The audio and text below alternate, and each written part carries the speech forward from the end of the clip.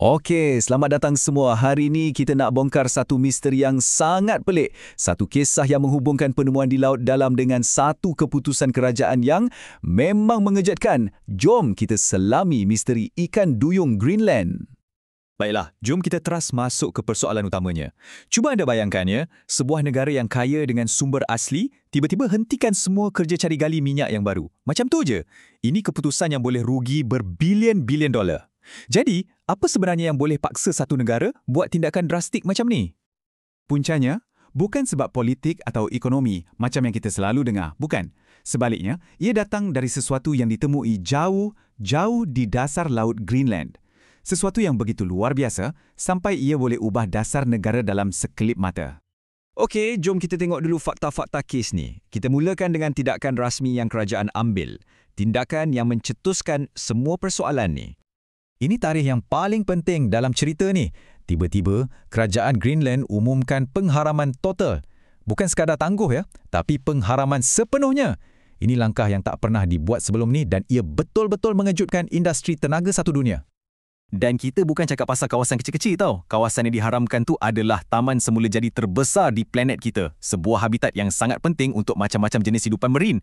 Jadi tindakan ni bukan saja drastik, tapi ia juga melindungi satu kawasan ekologi yang sangat-sangat berharga. Nah, ini membawa kita patah balik kepada soalan asal. Apa benda yang boleh yakinkan sebuah kerajaan untuk tolak tepi keuntungan berbilion ringgit semata-mata nak lindungi hidupan laut dengan begitu mendadak? Jawapannya terletak pada satu pertemuan yang dikatakan berlaku beberapa minggu sebelum tu. Sekarang, kita masuk ke bahagian paling best dalam cerita ni. Peristiwa yang dikatakan telah mencetuskan semua ni. Okey, ceritanya macam ni. Pada 6 Mac 2013, Dr. Thorsten Schmidt dengan tim dia tengah buat kajian di laut dalam. Diorang bukan cari benda-benda mitos pun. Diorang saintis yang tengah buat kerja. Tapi apa yang diorang rekod pada hari itu memang di luar jangkaan sesiapa pun. Jadi, apa sebenarnya yang kru kapal selam ni jumpa? Apa yang begitu menggemparkan sampai boleh sampai ke telinga orang atasan kerajaan? Ini kata-kata Dr. Smith sendiri, cuba dengar betul-betul. Dia bukan cakap pasal jumpa haiwan yang pelik, tapi dia rasa dia sedang berdepan dengan satu lagi kecerdasan.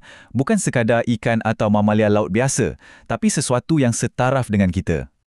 Dan cerita ni jadi makin menarik bila rakaman tu ditunjukkan kepada Dr. Paul Robertson, seorang bekas ahli biologi dari NOOA. Reaksi dia sangat penting. Dia bukan saja macam sahkan penemuan tu, tapi dia kaitkan pula dengan satu penemuan lain di Afrika Selatan. Maksudnya, ini mungkin bukan kejadian pertama. Okey, kita dah ada satu penemuan yang luar biasa dan kita ada satu pengharaman oleh kerajaan. Sekarang, jom kita cuba sambungkan dua benda ni. Kat sini cerita dia jadi macam complicated sikit. Rupa-rupanya, kru ni tak boleh serahkan bukti itu kepada pihak berkuasa Iceland walaupun Iceland yang tajak ekspedisi diorang. Sebabnya, diorang takut kena saman. Jadi, sebagai warga negara Denmark, diorang bawa rakaman tu kepada kerajaan Denmark yang ada kaitan rapat dengan Greenland. Garis masa ni nampak jelas sangat kan?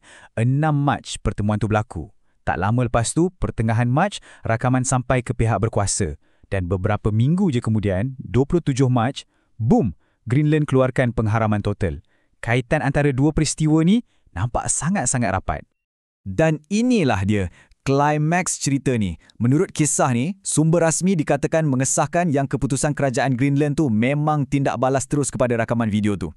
Alasan rasmi yang diorang bagi, risau tentang habitat marin, memang ngam-ngam dengan idea nak melindungi spesies baru yang bijak dan mungkin terancam.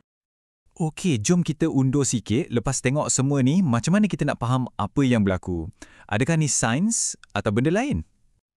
Sebelum tu, jom kita fahamkan dulu apa maksud mitos. Selalunya, mitos ni cerita yang tak ada sumber, tak ada bukti, tak ada fakta kukuh. Ini penting supaya kita boleh nilai adakah rakaman dan cakap-cakap pakar tadi tu boleh dikira sebagai bukti.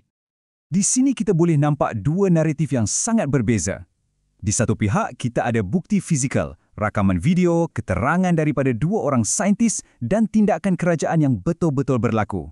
Di pihak lain pula, kita ada konsep mitos, cerita turun-temurun tanpa bukti konkret. Persoalannya, penemuan ni jatuh kat mana sebenarnya? Ini membawa kita kepada satu pandangan yang bagi saya sangat menarik dan seimbang. Boleh jadi, ia wujud dan boleh jadi, ia tidak wujud. Ia terima kemungkinan yang benda luar biasa ni mungkin betul-betul ada, tapi pada masa yang sama, ia juga tinggalkan ruang untuk kita ragu-ragu.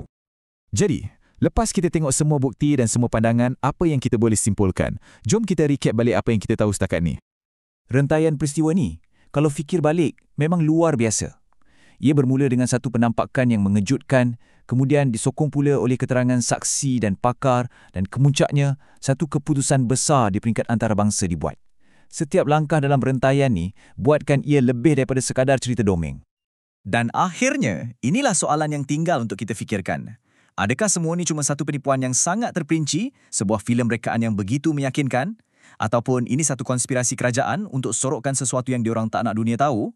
Atau adakah ini bukti pertama yang makhluk dari legenda purba memang betul-betul wujud di lautan kita? Jawapannya masih lagi sebuah misteri